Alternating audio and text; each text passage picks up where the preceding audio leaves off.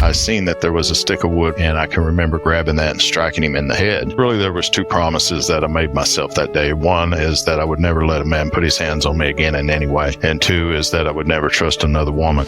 And I ended up with some full-blood Native Americans who were sober and living a different way of life. And they began to work with me and help me to recover. And that's how I first got connected to AA. But recovery has given me a relationship with a power greater than myself that is beautiful. I'm no longer afraid. I'm no longer isolate and hide. And I don't see myself as separate from. I see that I am a part of. Hello and welcome to 12 Steps and 12 Questions. My name is Silvio and I'm an addict. This pod is full of personal and inspirational stories of recovery from addiction. And in every episode, I'll ask each guest the same 12 questions about their life, addiction and recovery. Quick warning, there will be some graphic descriptions and a healthy amount of swearing. For this episode, please welcome David. Hi dear listener, thank you so very much for tuning into this new episode of 12 Steps and 12 Questions. We've got something exciting going on today. We have a guest today who is a dual or even a triple member of fellowships. I will let him introduce himself now. Welcome, David G. Thank you. Thank you so much for having me here, brother. My name is David G. I am an alcoholic and addict of many sorts. I'm from Oklahoma in the USA. My recovery date is August 8th of 1994, and I'm really glad to be here today. Thank you for inviting me to the show. That's great. Thank you so much, David. Let's just crack on with it and start with our first question. Our first question is, did you have any adverse childhood experiences? I did. I grew up with an alcoholic stepfather who was very abusive, and it ended up leading to some traumatic events as I got older. But in the very beginning, there was a lot of abuse, physical and even some sexual, not only from him, but from some other stepbrothers that I had. And this ended up leading me to become very resentful, very fearful, very disconnected from life, it seemed, for a long time. When I discovered alcohol and drugs early on in my life to try to hide some of the shame and some of the pain, then I began to observe a lot of anger and a lot of violence, and this led to me striking him in the head with a stick of wood when I was about 16 years old, and it eventually led to his death.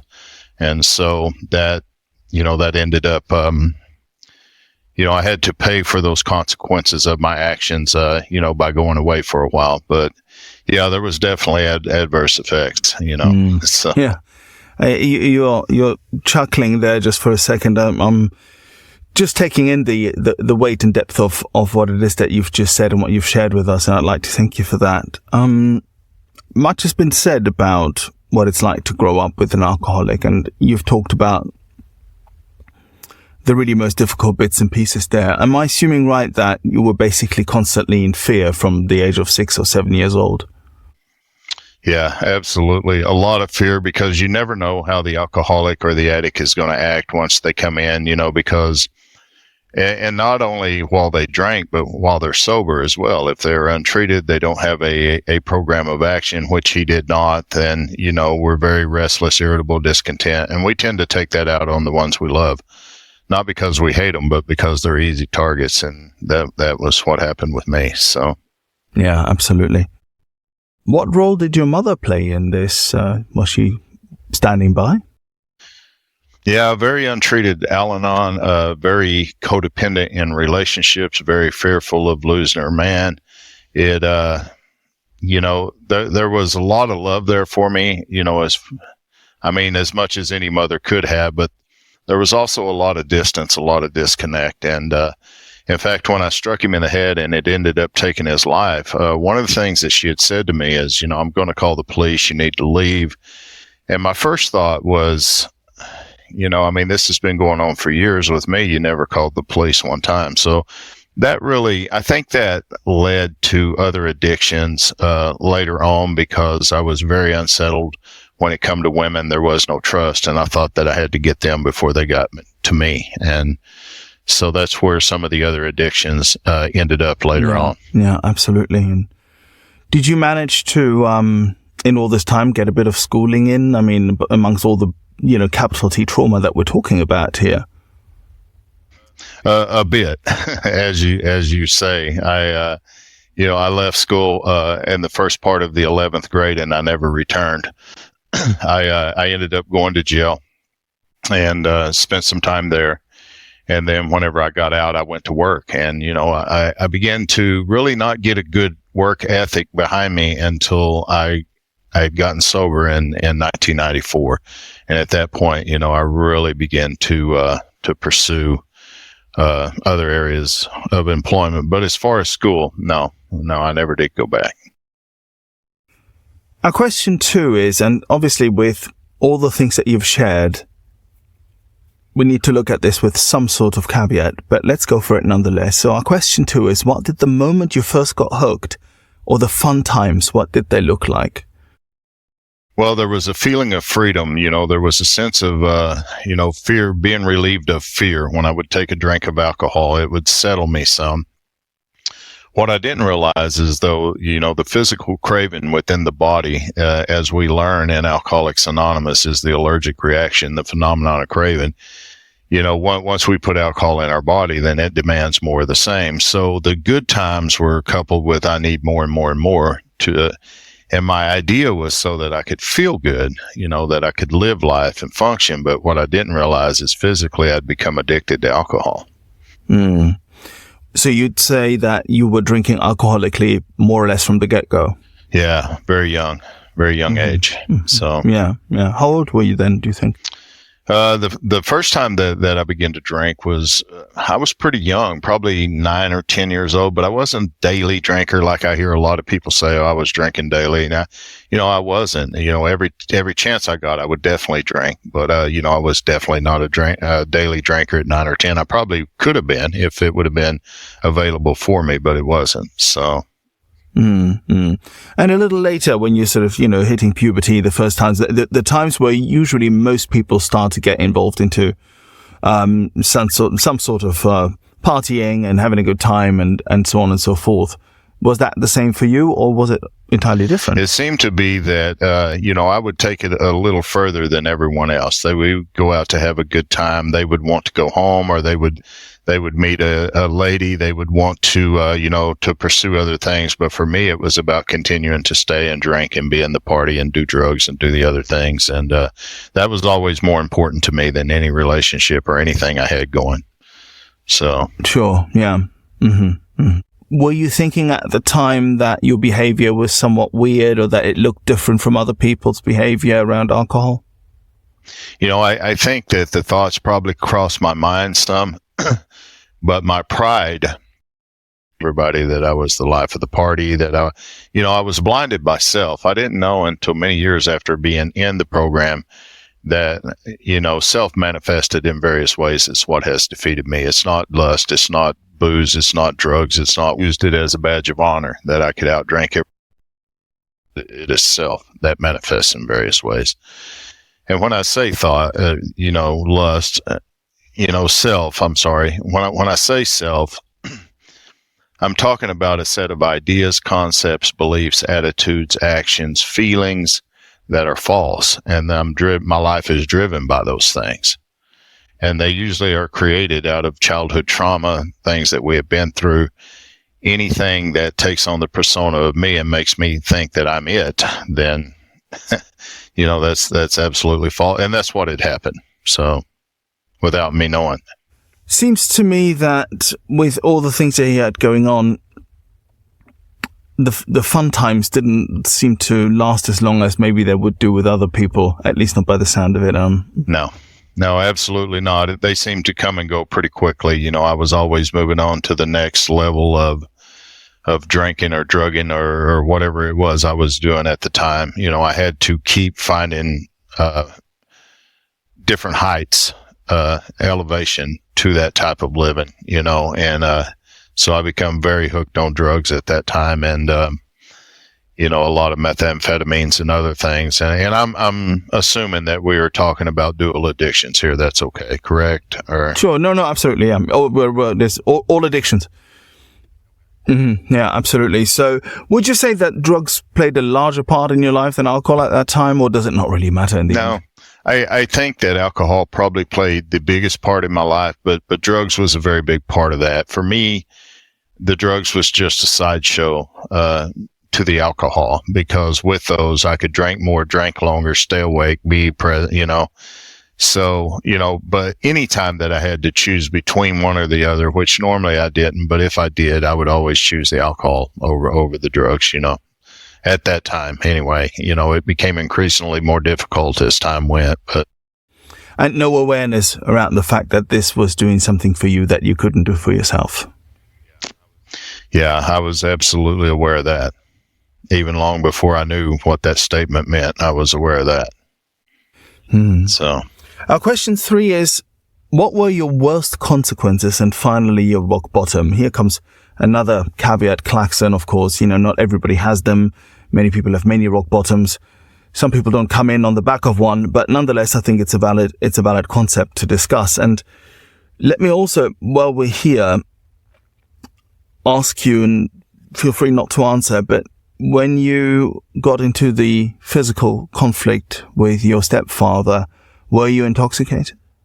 There was still alcohol in my system, but I was very aware. It was in the morning. I had awakened, or he had awakened me, wanted me to go to school.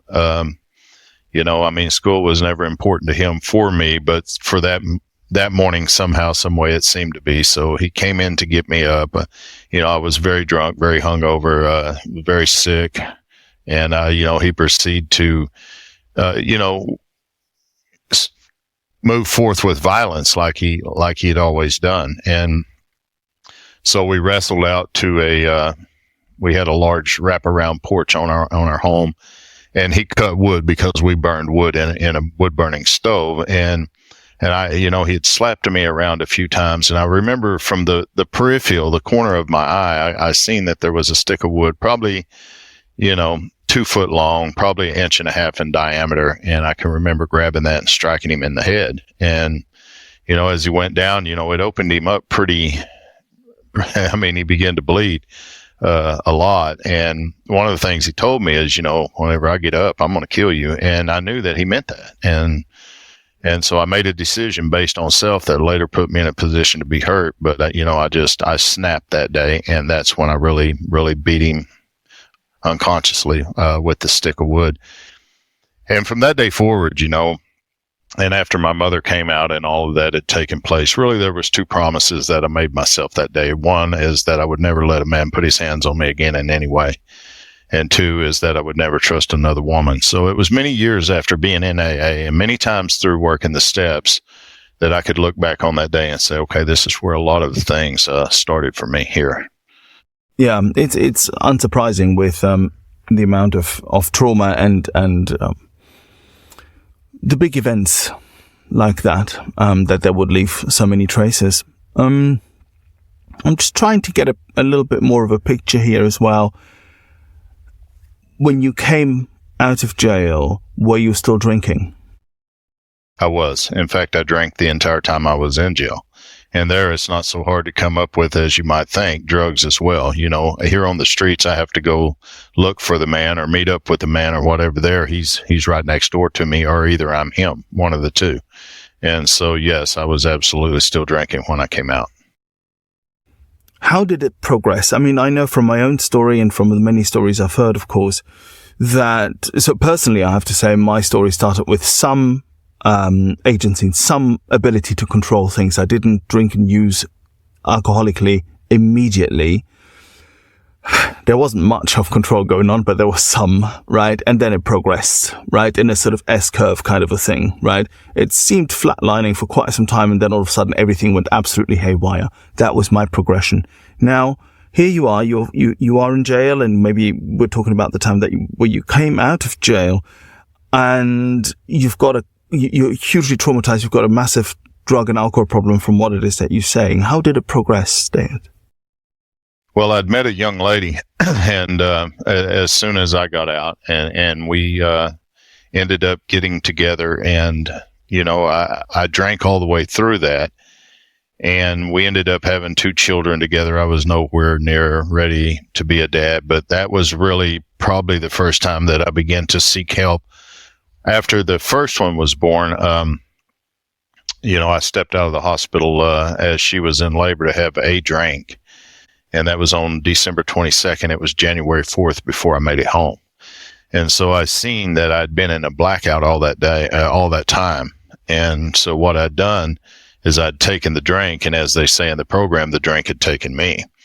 And so then I really began to realize, hey, this thing's a little more serious than I might have thought. And so then I began to experience blackouts quite a bit. I missed a lot of his growing up. And about a year and a half later, we had another son, and I thought, well, this time, I'll make up for this. And it was the same story, blackout drinking. I was getting worse and worse as time went along. And that was the very first time I had checked into a detox center to try to get my life turned around. That didn't last. That didn't last. Yeah. Did you want to stop the consequences and control your drinking, or did you really want to stop in your heart of hearts at this point? No, I think that I wanted the consequences to go away, but to continue to drink. In fact, I tried to practice that for a long time to come with no success. So, well, we've got another question about that coming up. So we'll leave that one there resting just for a time being. But so, just in terms of time frame and things, how old were you then? I mean, by the time that your second child was born. Let's see. I was early 20s by then. I was probably 24, 25, somewhere in that area. Yeah. Yeah. So still a really young man. Yeah, very much. To all intents and purposes, yeah. Mm-hmm. Mm-hmm. And then it progressed. And as I said, let's talk about rock bottoms. You went to some detox facilities that didn't last, as you said. How did it progress, and how did you find the rooms?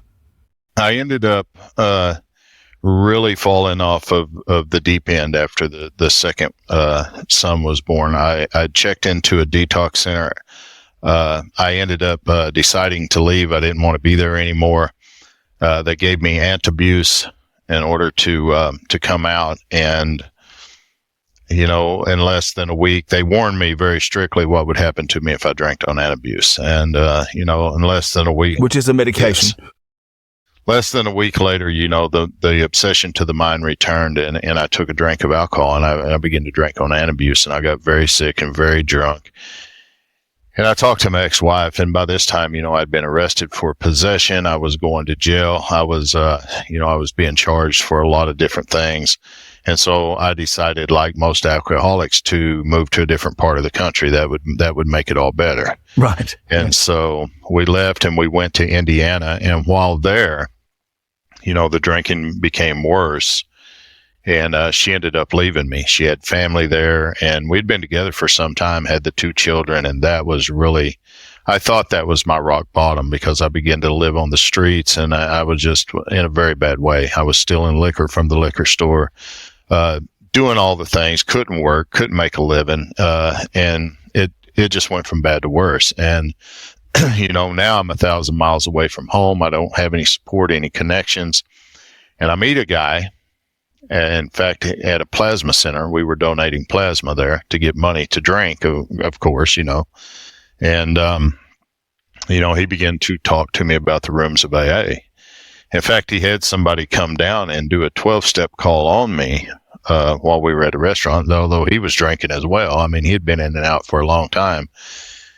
But, I would like to say that took, and I stopped drinking and everything worked out, but I drank another 5 years after that.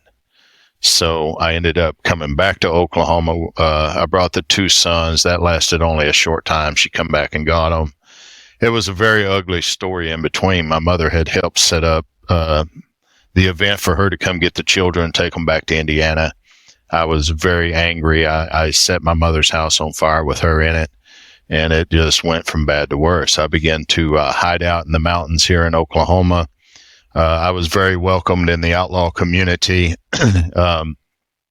I got drunk one night and started a fire. I was very bad to start fires, and I burned most of the mountain down. At this point, they did not want me there anymore. And so I made it down the backside of the mountain, and I ended up with some full-blood Native Americans who were sober and living a different way of life. And they ended up taking me in, and they began to work with me and help me to recover. And that's how I first got connected to AA. I went with them. They took me in and taught me their ceremonial ways. I started doing ceremonial purification lodges and different things that the Native Americans do. And that was my first taste of spirituality as I'd known it. And it's still a practice that I do even to this day, 30 years later. So let me, if you don't mind, very quickly go off script for a second here. Let me just try and sum this up. You went back to Oklahoma. You were living on the street. You had no job. You were, well, how can I put this? You were penniless, probably. Bum. And you would, yeah, exactly. You were a bum, living hand to mouth. Yeah. You set a few things on fire, right? The house of your mother, a mountain, and then you find a Native American tribe. Yes. Right? Who took you in and helped you to find AA. Am I summing this up correctly? You are. In fact, I am a member of the Choctaw Nation here in Oklahoma. I have been all of my life. That's and so the area that I was in whenever I escaped from the mountain, that's where they all were, that they lived in those areas. And so I have a tribal membership card with the Choctaw Nation that allowed me to get into their facility, and they ended up keeping me there for about 12 weeks. Now, it wasn't that I wanted to be there, but I was running from the law. I was running from me. I was running from everybody. I was just trying to find a place to get to be safe, and I ended up with them. And it turned out to be the best thing that really ever happened to me. That was my journey into recovery there. And a fascinating journey it is, I have to say. Now, stepping back ever so slightly, just before you found this and the entrance to AA, our question 4 is, at your worst, did you ever want to die? Oh, yeah. Did you consider suicide? Yeah, very, very much, and probably, more toward the very end. Prior to that, I thought more of homicide than I did suicide. But there at the very end, it just, life wasn't worth living anymore. I was a young man, but I was getting nowhere, and I just seen that I wasn't going to go anywhere. My children were gone now. I mean, my wife was gone. The places that I would end up, the people I would end up with is just disgusting. I wouldn't go there with a gun today. But it was, life was, it just wasn't worth living anymore. Yeah, or so I thought. Yeah, absolutely. And how dark it is before the dawn. Yeah, before the dawn. Question 5 is, what other methods did you try to get sober before finding the room? So we've covered a little bit of it, but let's expand just a little bit. I know that you went to the detox places. What else did you try? Church was a big one. My family is United Pentecostal, and that's something that I've just never really been able to accept. Assembly of God churches. And so I tried that, and I tried different churches as well. I'd been to psychiatry. Our tribe pays for all of that. That's all free. And, I had also tried to learn meditation from a couple of different monks that I'd met through the years. So there were a lot of different things that I had tried. Therapy, like I say, that was a big one. And for me, and I just said this in a book study, I'm doing a big book study in Egypt with an interpreter, and we're in that part of the book, actually. And that was one of the questions. And to answer that question, I think therapy is very good if your problem is therapeutic. But what I come to find out is my problem is spiritual.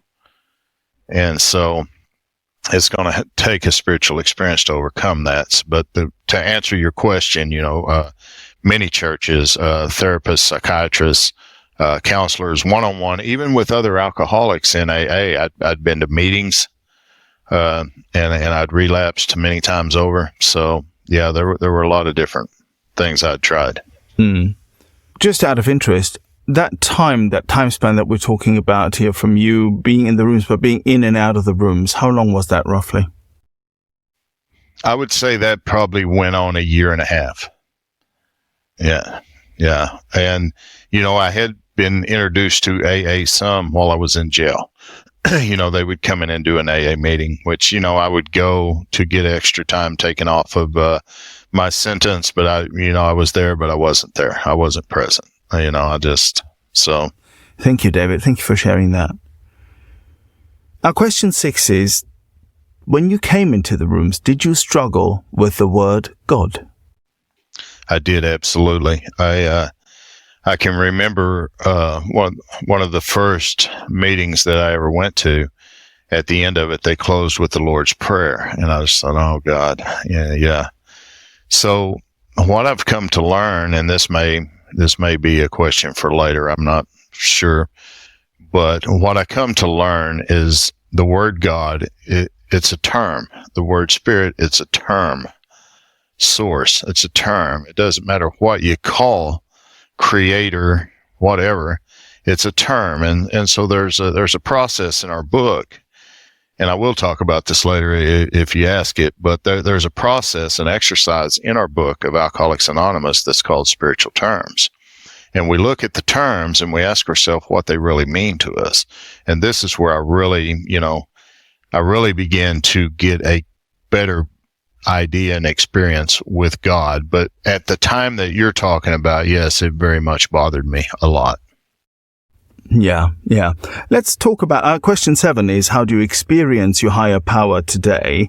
So let's talk about this process that you're alluding to there. I think it is the right moment. On page 47 of the big book of Alcoholics Anonymous, and I've studied that book thoroughly for many years now and had a lot of experiences through it.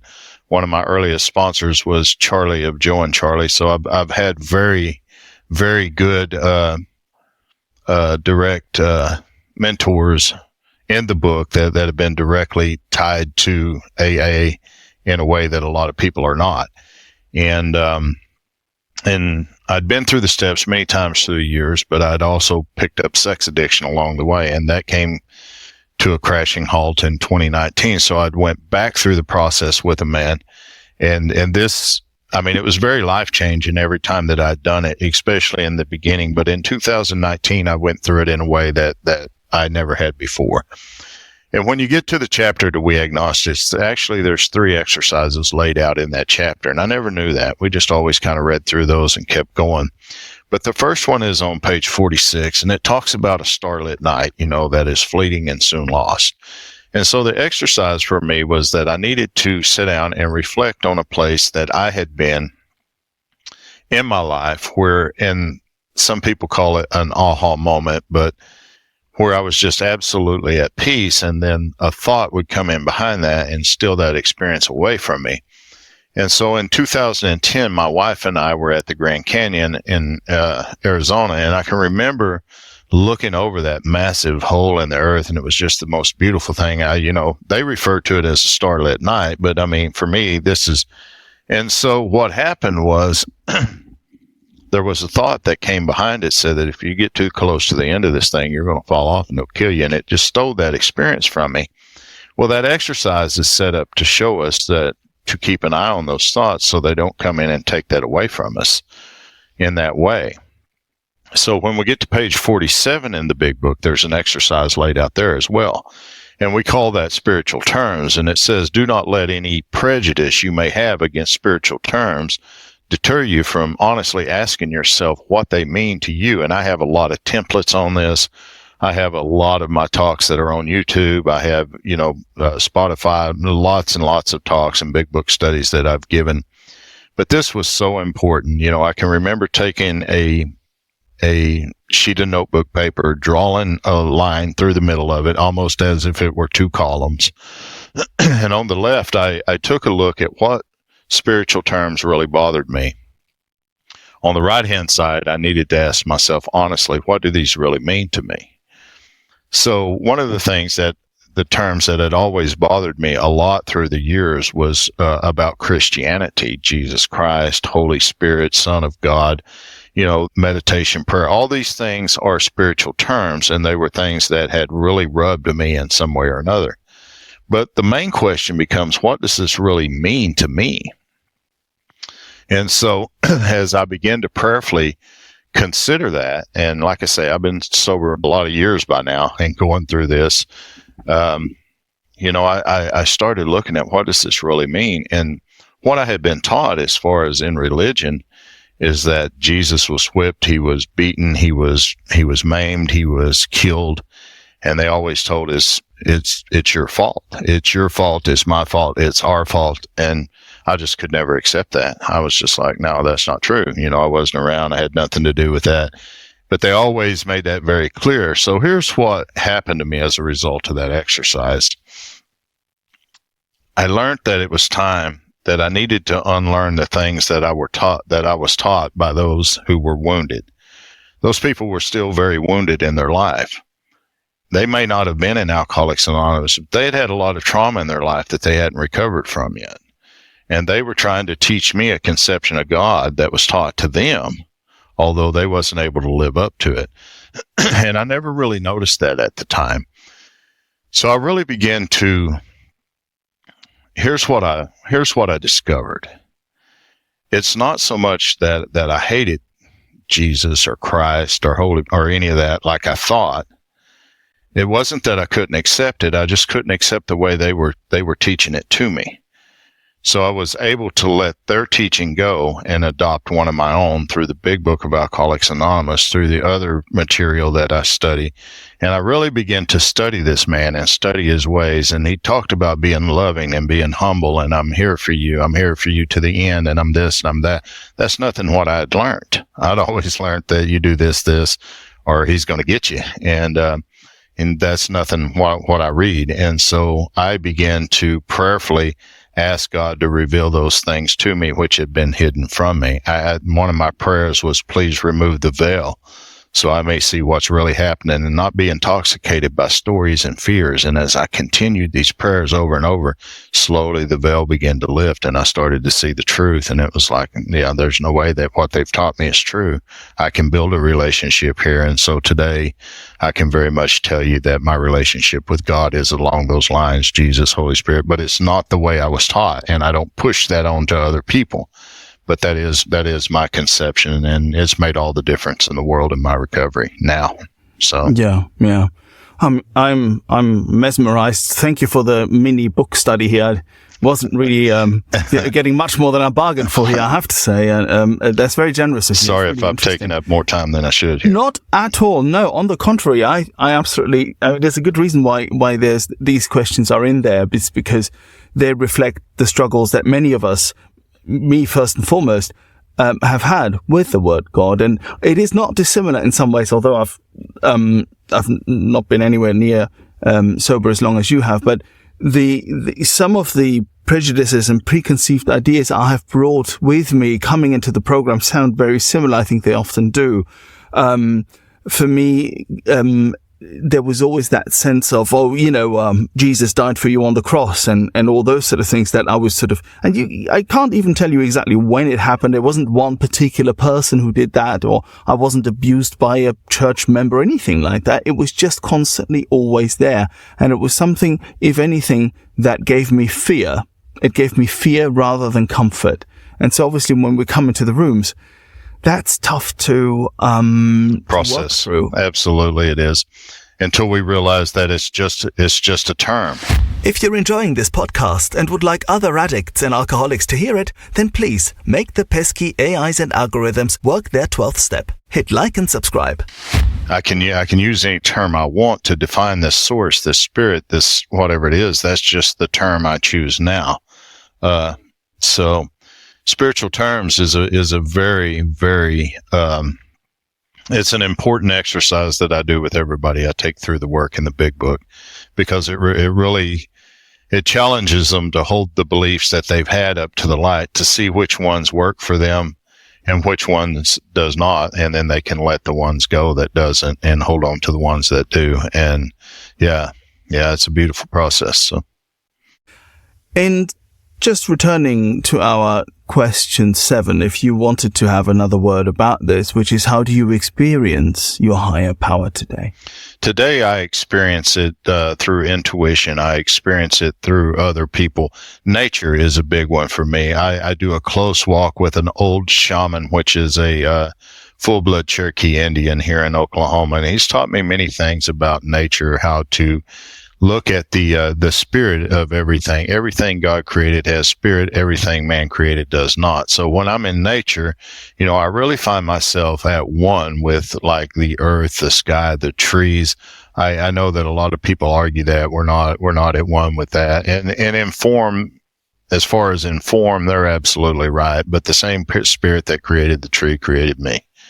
And so, yes, how can I not be at one with the spirit? And it wasn't until I really started accepting that, recognizing that, and becoming a part of that I really started feeling the connection. I learned a way to go through the fear inventory process that was absolutely beautiful. It showed me how I'd relied upon self in order to try to eliminate fear, which never worked. But it showed me what would this look like if I trusted and relied upon God. And I started listing all the ways that would look like. And then that becomes my prayer. Help me be willing, help me be willing. And as a result, I gain a conscious understanding and an experience with this power. And that's kind of where I'm at with it today. It's something that I'm a part of, not apart from. I always thought this power was another entity somewhere else. And here I am, and that's just not the case. Not for me. Anyway. Yeah. It's beautifully said, beautifully put there. I'm not going to, I don't want to mislead anyone here. I find it sometimes still difficult to remember this and have this with me at all times. It's a question of connecting and disconnecting, I suppose.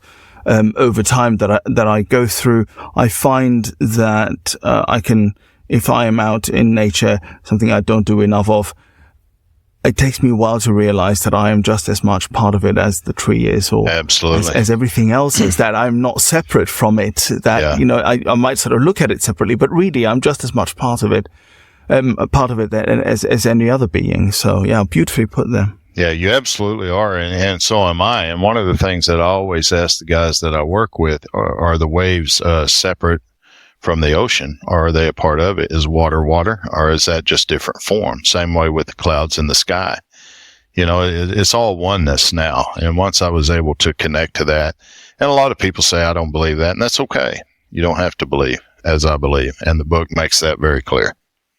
So our question 8 is, which parts of the steps were the most difficult for you? Now, you said, obviously, you came into AA quite a long time ago, but you also then had another surrender, and when it came to sex addiction. So you can, if you want to, you can talk about both parts of the steps there, which I assume were quite different from one another.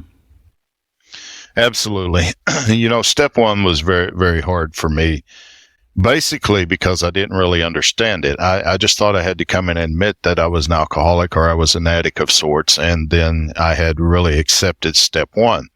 And we hear it in the rooms often, the step 1 is the only one that I do 100% every day.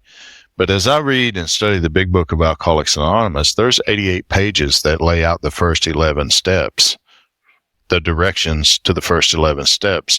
43 of those pages are on step 1. So tell me you do that 100% every day. I have to call BS there, because, just because I don't drink today doesn't mean I've completely accepted step 1 in all of my affairs. I mean, because there's times that I still think I have power in my family life and in my job and different things.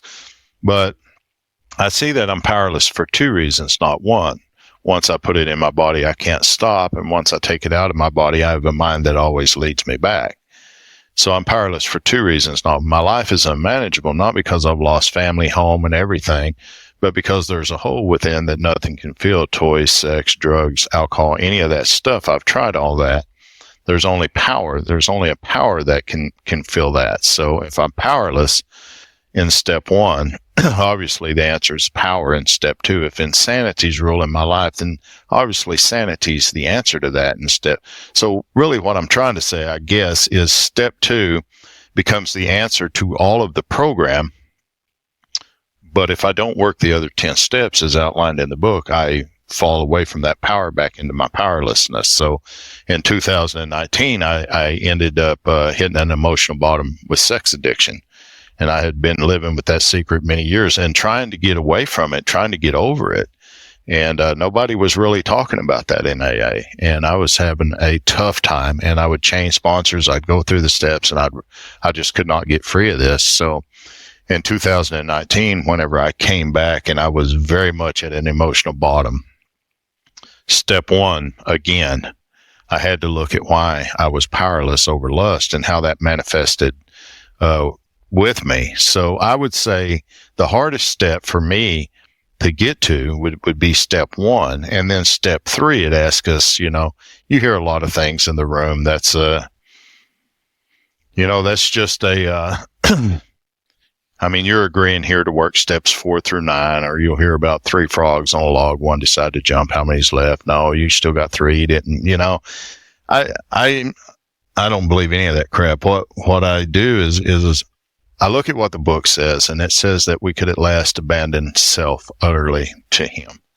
And that's where I found myself. It wasn't until I could at last totally abandon self to him that I really began to recover from self, because lust, alcohol, drugs, food, whatever the addiction may be, that's not the cause. That's just the effect.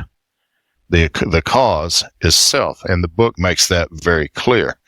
But to answer your question specifically, I think step one would probably be the hardest that I've experienced each time.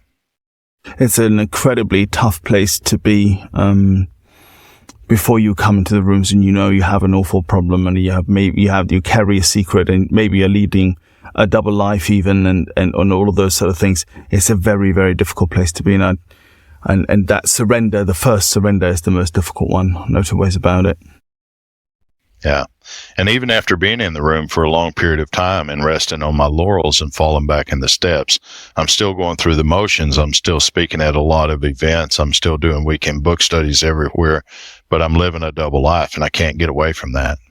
And that's where I found myself. So, Question 9 is, which character defects give you most trouble today?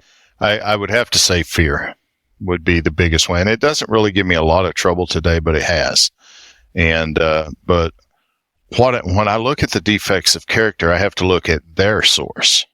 I don't see them as each one being something different. I see them as being a manifestation of self.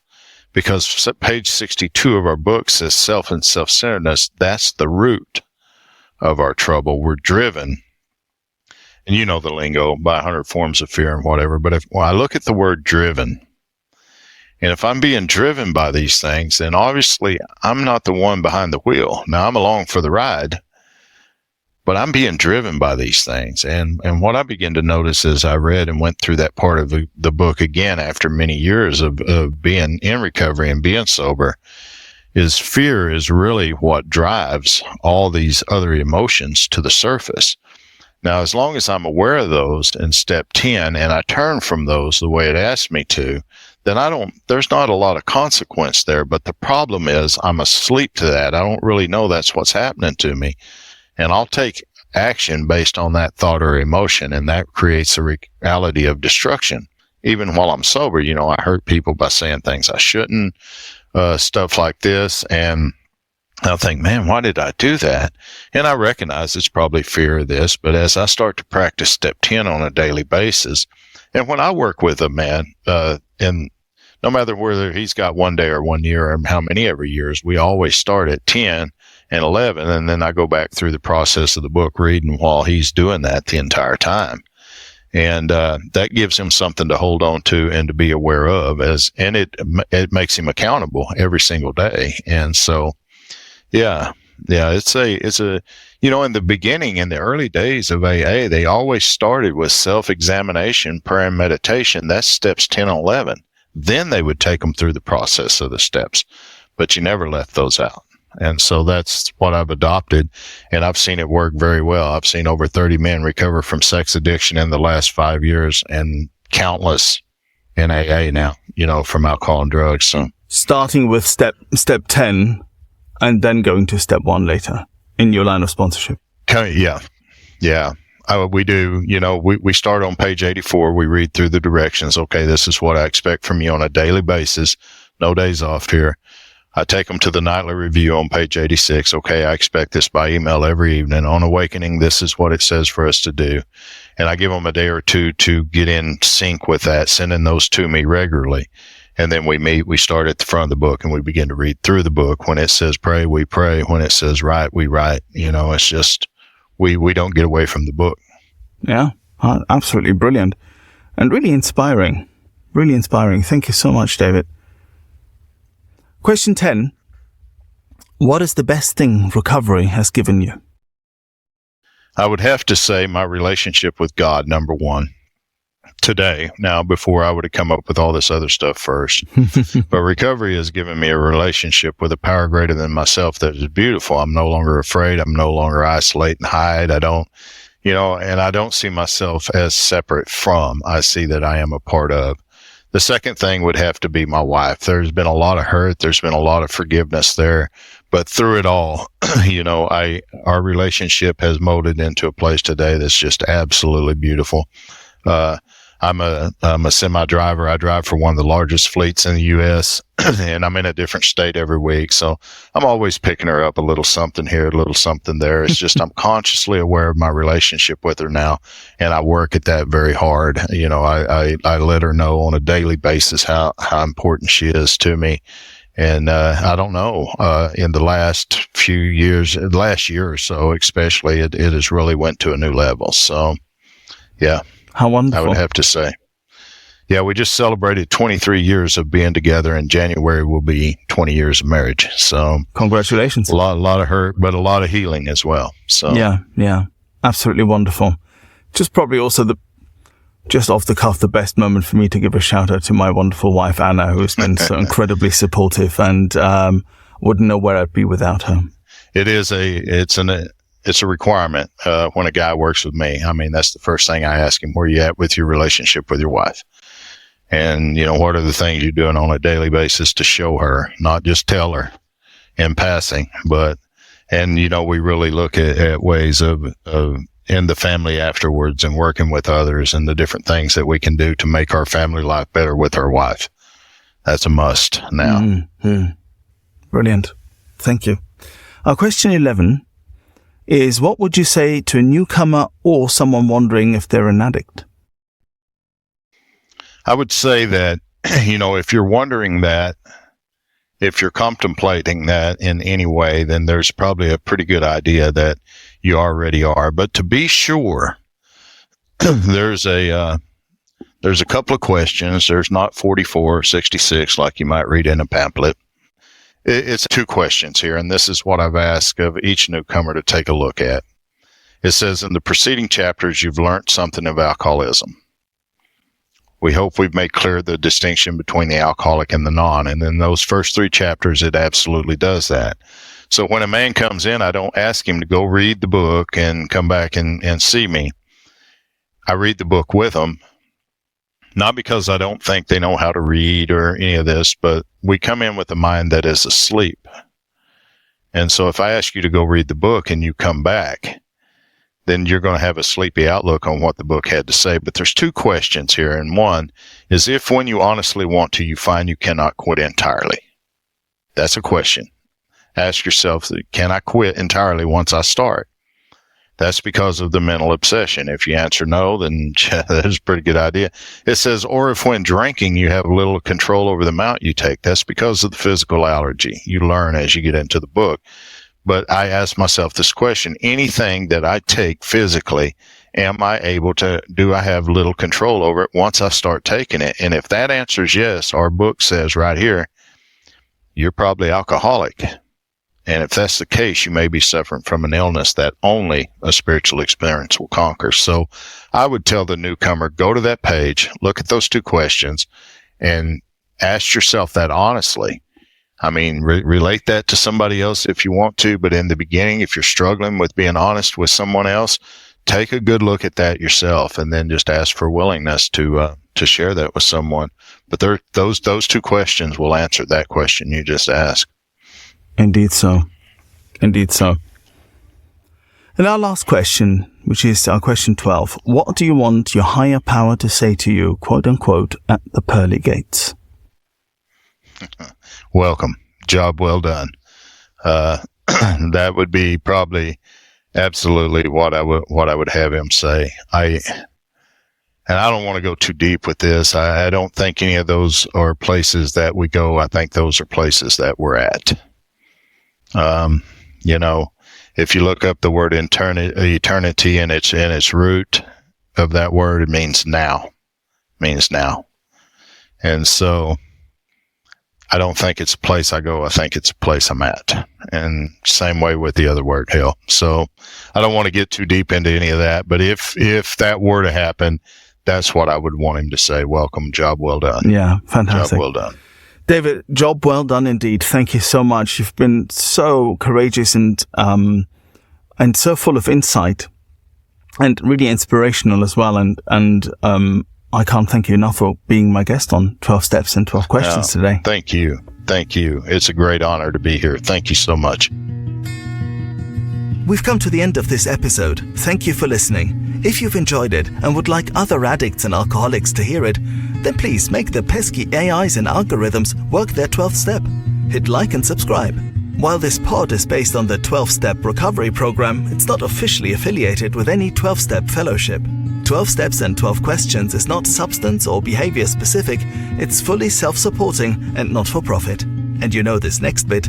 It's not allied with any sect, denomination, politics, organization or institution. It does not wish to engage in any controversy, and it neither endorses nor opposes any causes.